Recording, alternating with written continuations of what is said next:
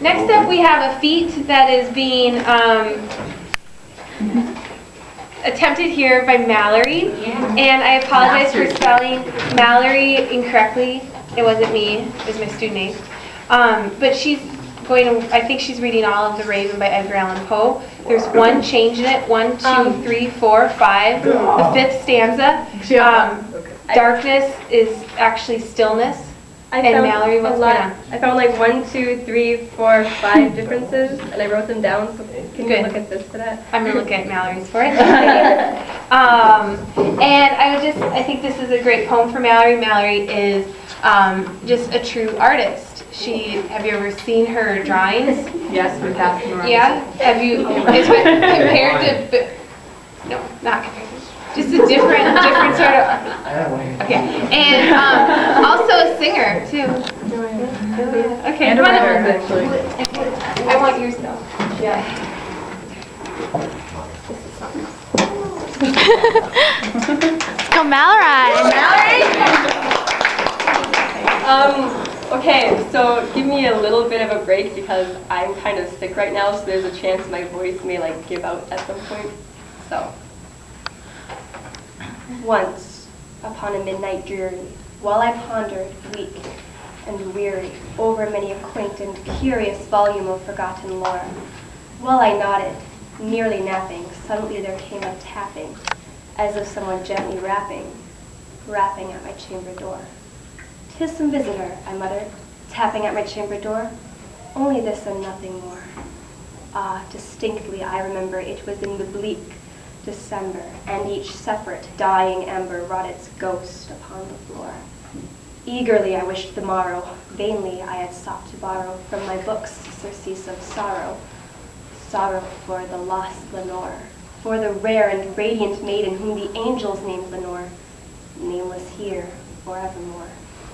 And the silken, sad, uncertain rustling of each purple curtain thrilled me, filled me with fantastic terrors never felt before, so that now, to still the beating of my heart, I stood repeating, "'Tis some visitor entreating entrance at my chamber door, some late visitor entreating entrance at my chamber door.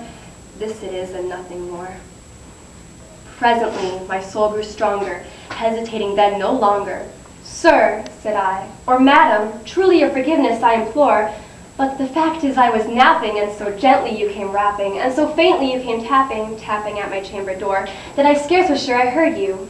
Here I opened wide the door. Darkness there and nothing more. Deep into that darkness peering, long I stood there wondering, fearing, doubting, dreaming dreams no mortal ever dared to dream before. But the silence was unbroken, and the stillness gave no token, and the only word there spoken was the whispered word, "Lenore?" This I whispered, and an echo murmured back the word, "Lenore." Merely this and nothing more. Back into my chamber turning, all my soul within me burning, soon again I heard a tapping, somewhat louder than before. "Surely," said I, "surely that is something at my window lattice. Let me see then what thereat is, and this mystery explore. Let my heart be still a moment, and this mystery explore. 'Tis the wind and nothing more." Open here I flung the shutter, when, with many a flirt and flutter, in there stepped a stately raven of the saintly days of yore. Not the least obeisance made he, not a minute stopped or stayed he, but, with mien of lord or lady, perched above my chamber door, perched upon a bust of Pallas, just above my chamber door, perched and sat, and nothing more. Then, this ebony bird beguiling my sad fancy into smiling by the stern and grave decorum of the countenance it wore. "Though thy crest be shorn and shaven, thou," I said, "art sure no craven, ghastly, grim, and ancient raven, wandering from the nightly shore. Tell me what thy lordly name is on the night's Plutonian shore." Quoth the raven, "Nevermore." Much I marveled this ungainly fowl here discourse so plainly, though its answer little meaning, little relevancy bore. For we cannot help agreeing that no living human being ever yet was blessed with seeing bird above his chamber door, bird or beast upon the sculptured bust above his chamber door, with such name as Nevermore. But the raven, sitting lonely on this placid bust, spoke only that one word, as if his soul in that one word he did outpour. Nothing further than he uttered, not a feather than he fluttered, till I scarcely more than muttered, "Other friends have flown before. On the morrow he will leave me as my hopes have flown before. Quoth the raven, nevermore. Startled by the stillness broken by reply so aptly spoken.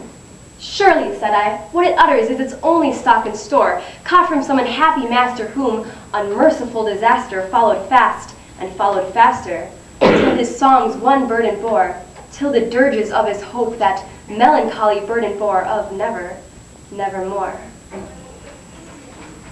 But the bird still beguiling my sad fancy into smiling, straight I wheeled a cushioned seat in front of bird and bust and door, and upon the velvet sinking I betook myself to linking fancy unto fancy, thinking what this ominous bird of yore, what this grim, ungainly, ghastly, gaunt, and ominous bird of yore meant in croaking nevermore.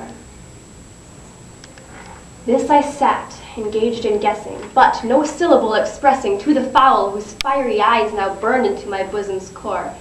This and more I sat divining, with my head at ease reclining, on the cushion's velvet lining that the lamplight gloated o'er, but whose velvet violet lining with the lamplight gloating o'er, she shall press, nevermore.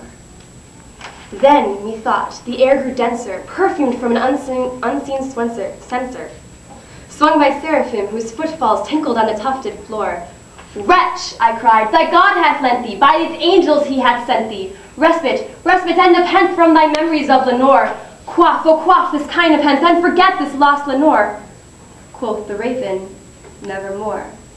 Prophet, said I, thing of evil, prophet still, if bird or devil, whether tempter sent or whether tempest tossed thee here ashore, desolate yet undaunted. What's that bird? Undaunted. Okay. Desolate yet all undaunted, on this desert land enchanted, on this home by horror haunted. Tell me, truly I implore, is there balm in Gilead? Tell me, I implore. Quoth the raven, nevermore. Prophet, said I, thing of evil, prophet still, if bird or devil. By that heaven that bends above us, by that God we both adore, tell this soul with sorrow laden, if within the distant Aden it shall clasp a sainted maiden whom the angels named Lenore, clasp a rare and radiant maiden whom the angels named Lenore. Quoth the raven, nevermore.